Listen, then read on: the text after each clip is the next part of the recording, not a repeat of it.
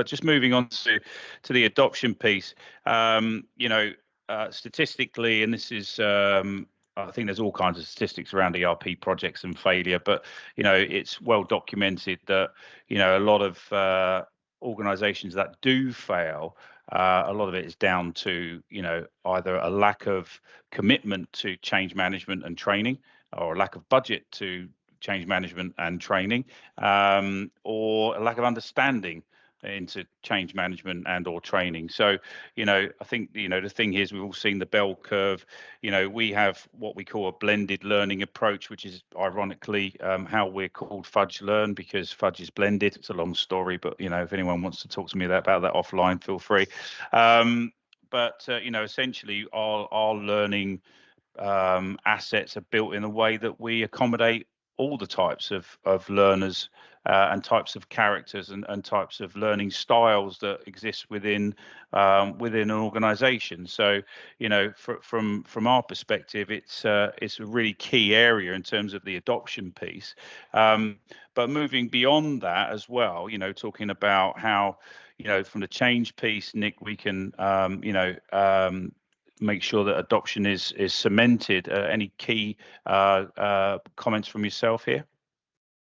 In terms of ways of approaching that, you mean? In terms of like feedback? I mean, obviously we talked about some of them before. I think the change networks are a really valuable way of doing it. That's your people on the ground in the different sort of user communities. They can give you feedback.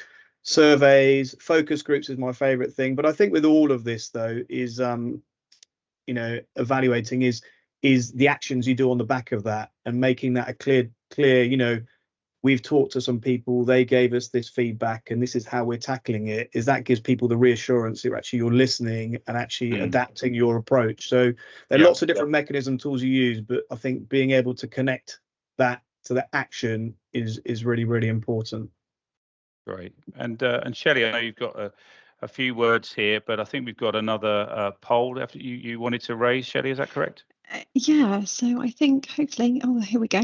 Has that pinged it for everybody? So I just wanted to talk a little bit about learning resources and what people think are valuable to reference after go live. So you can click as many as you like here and just be interested to kind of get some feedback about what people are using.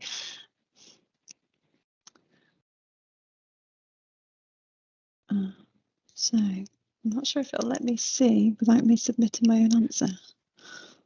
Yeah, I think you've got to do that. I've just lost filling that. in the chat. Okay, so I can't see that at the moment, Tony. So you might have to shout out to me how that's looking. So you've got the we're still chugging along here, but we've got in application support 18%, video tutorials. Can you see it now? Yeah, sorry, I've got it. So I've got some, I've got a count here. So we've got, quite a lot of people actually. So, consistent across, so you're quite low on the user manuals. I'm with you there. They're good for some things, but I'm with you there as well. It's nice to have, but not necessarily that useful. But video tutorials are fantastic, in terms of like that quick, especially for simple processes, you just need a quick refresher. It's quite simple, quick. You don't do it very often. You just need a reminder. Video tutorial is brilliant for that. Documentation, it's nice to refer back to quick reference guides, workbooks, etc. to kind of once you've gone live, the things often this is documentation that you've used during training or something that's been designed specifically to support you for processes after. E-learning and simulation is a great one. So if you have an e-learning package, you're likely to have completed the training prior to go live, but the beauty of the e-learning and the simulations is that you can drop back in at any point then. So it's especially useful for tasks like month end or something that only happens certain times a year or happens fairly infrequently.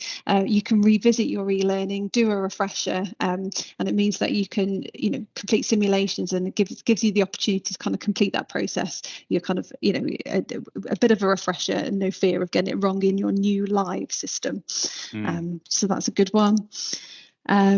online community forums, and that doesn't even need to be, Nick mentioned about, support networks as well. It doesn't have to be online, but, utilising people who are ahead of the curve, more experienced, have been involved in testing, not only useful for the support and for the end users in terms of the support they can provide, but also they're really valuable ear to the ground to feed back as well, to kind of, be that voice for the end users to feed back on things that aren't clear or need refresher training as well. And then, so we've got quite a lot of support for Oracle guided learning or other in-application support. And I definitely agree, this is probably one of our most powerful methods here for supporting adoption post go live. So, these sort of support models provide messages and guidance in the system at the point at which you need it. And that can be personalized as well to reflect your business processes. So whether it's a pulsating beacon or taking you a full process guide that kind of holds your hand as you actually go through and complete this process.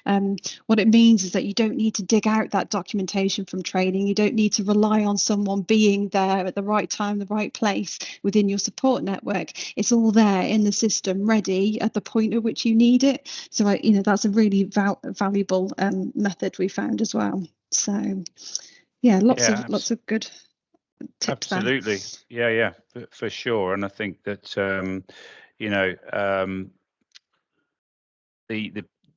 the worst thing that anyone as a user wants to do is go anywhere near their boss or their line manager to explain they can't perform a task effectively in the system, right? So, if you've got that support network, you've got those online communities or FAQs, or if you've got, knowledge base, or if you've got a peer support network set up, then that gives a lot more support. And equally, talking about guided learning, as you know, I'm one of the world's biggest advocates of that solution. So there's no point selling to me, but having a system that supports you while you're in the task is incredibly valuable, as we know.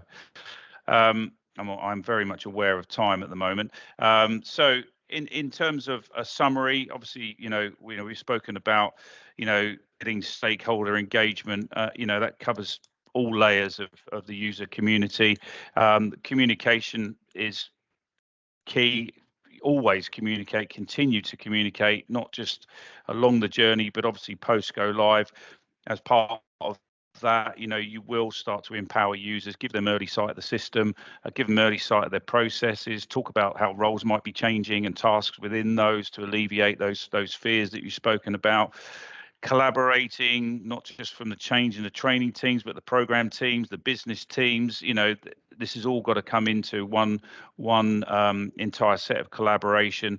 And we're talking about support beyond training, but more importantly, why are you doing this project? Why is the transformation happening? What were the changes? How can we communicate and celebrate those milestones and KPIs and metrics that were really driving the transformation in the first place?